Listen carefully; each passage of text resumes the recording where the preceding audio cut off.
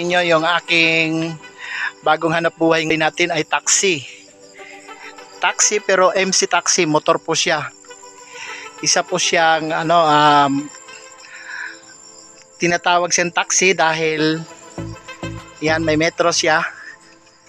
Yan guys oh. May metro siya guys. Yan. Yan po yung metro niya. So pag pinindot mo yung start, dyan na po gagana yung metro. Yan. Ayan. Ayan po. So naka base fare po tayo. Yan. So yan na yung meter natin. So ito MC taxi to no. So ito para sa safety din ng pasahero, mayroon siyang sandalan box para po safety po yung pasahero natin, hindi po malaglag no. Kasi minsan din natin naasahan na mayroon po mga lasing na pasahero.